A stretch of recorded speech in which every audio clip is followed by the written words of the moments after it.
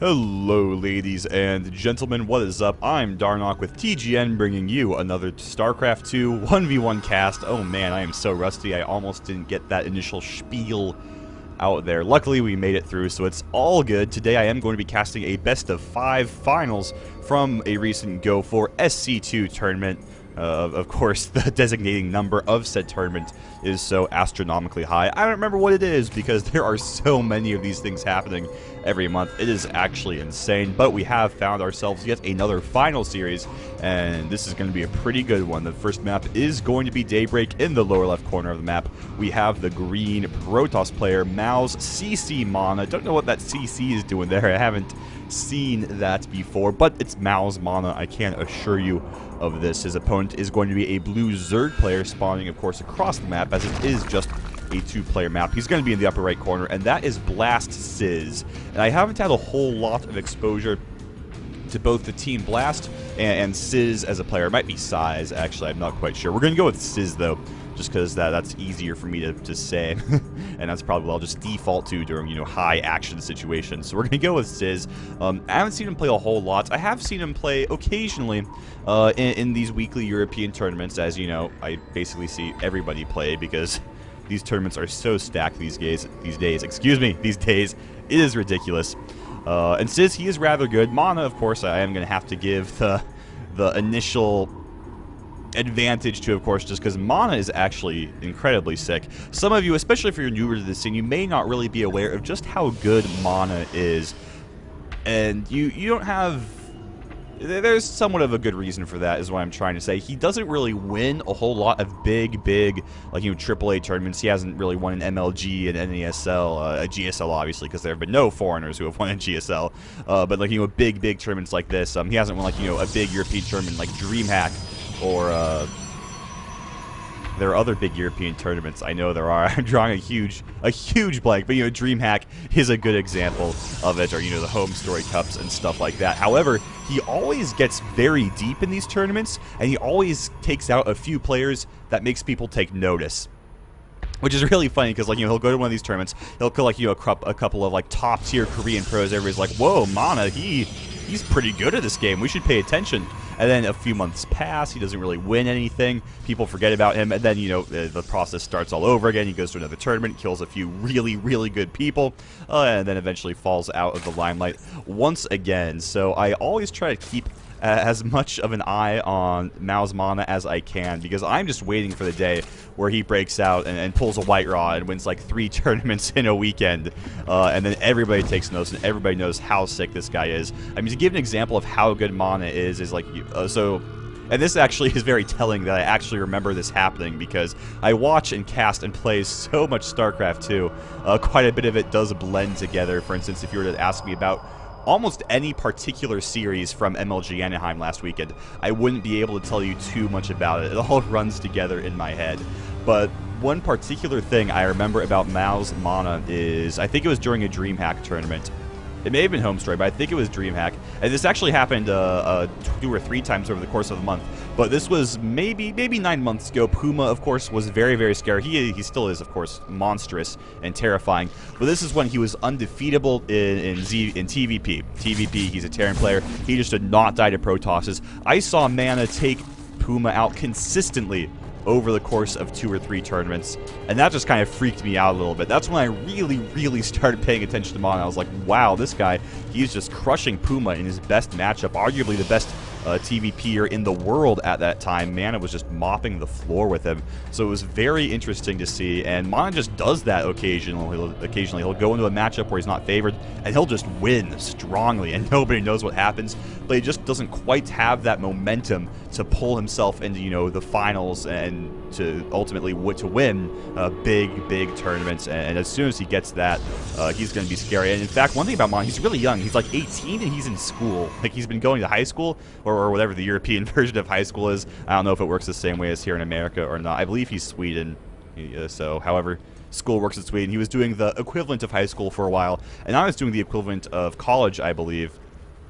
And he is still beastly at StarCraft 2. It's absolutely amazing. So, I've nattered on about mana long enough. The game is starting to get underway here, so let's see what we have going on. Sizz has gone for a pretty typical quick 3-base play, which is what we always see on this map. Keeping things relatively low gas, though. He does have his second gas just now popping up, but it's not uncommon at this point to see, like, quad gas going down. So he is going relatively low on the gas, so he's going to have a lot of minerals for, you know, more queens and drones, and if he wants to throw down even, you know, a 4th hatcher or some spine crawlers, he does have the agency to do that. Now his opponent, Mana, what's going on in Mana Land? He has a pretty typical wall-off right here. Gateway, Cybernetics Core, and Forge. He has a very fast robotics facility, actually. 1 gate into a robotics facility is what we're seeing here, so he is sprinting up that tech tree as quickly as humanly possible. He does have gateways number 2 and 3 about halfway done, and gateway number 4 did just get started. So that is where the game state is right now. And we do see gases 3 and 4 have just finished up for Sizz as well, so he's not going to be that low on the gas in the gas game for that much of a duration. Just going for a little bit of a peculiar timing on those 3rd and 4th extractors, layer on the way. And based on what I'm seeing right here with this fast layer, with the +1 melee attacks upgrade on the way, and with no roach den, roach nest, roach making thingy, what are you called? Roach warren. Oh my goodness, this has been way too long since I've casted this game. I don't even remember unit names. Holy crap. But anyway, I was going to say it looks like he's going to go for Ling Infester play, but he's now, interestingly enough, throwing down a Baneling Nest and a Spire. So this is some very interesting build order coming out here from Sizz. And I'm pretty excited to see where this leads. Of course, Mutalisk is very, very strong in general in this matchup. They are quite good. They have such great mobility. It's very difficult frequently for both players to really be able to deal with that mobility. It's not that Mutalisks are particularly high damage. It's not that they are, you know, quite resilient. In fact, it's the opposite. Mutalisks are the flying Zerglings, essentially. They go down immediately. But they are just so damn quick, you can never actually catch the bastards to be able to do anything to them. So I do like that choice that we see coming out here from Sizz, especially because, I don't know if he actually saw this. Let's take a look at his site. Oh yeah, he hasn't really scouted this out, but especially because of how quickly mana went for this robotics facility, he's not going to have a great amount of anti-air on the ground. And in fact, you see his only anti-air is these sentries. I almost called them guardians. Oops.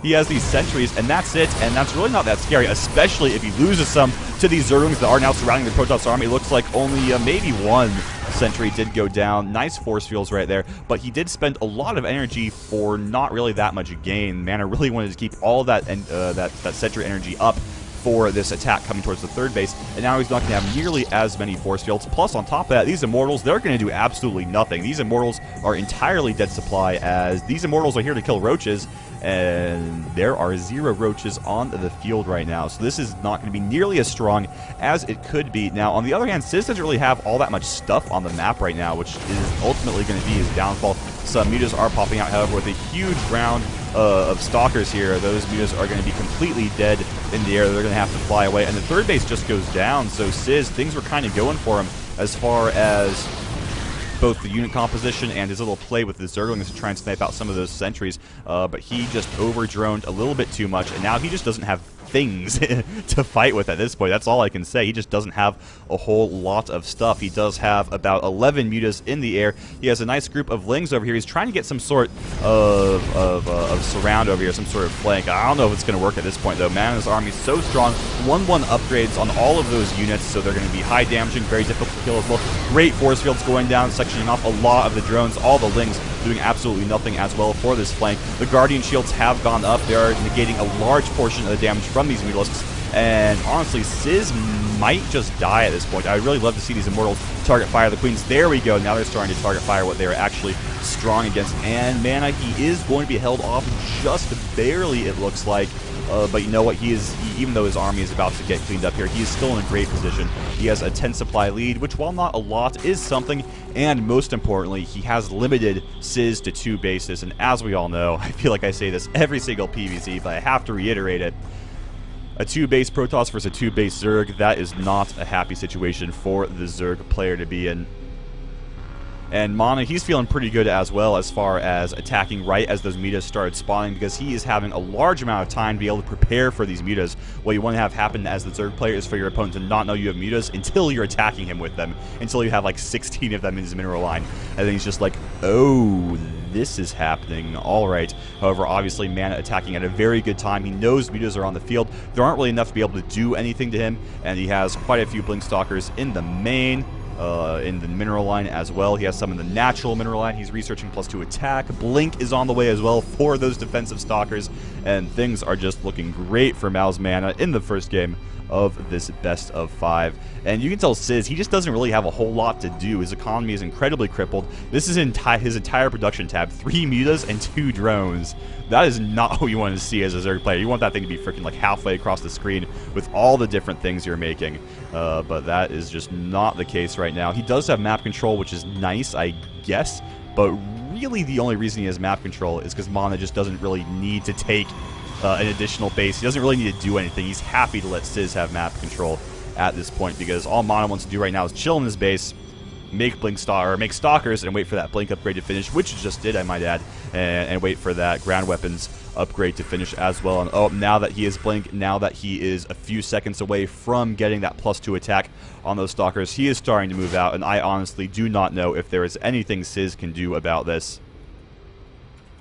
Taking a look at the supply counts, we see they are relatively even, only a little bit ahead Mana is as far as army supply go, but he is significantly ahead in worker supply, 53 probes to 38 drones, and that is just gross and bad. We see the mutas going for a counterattack. They're doing what they can, and honestly, this is what Sizz does have to do. He does have to do some sort of counterattack. He cannot face those Blink Stalkers straight on.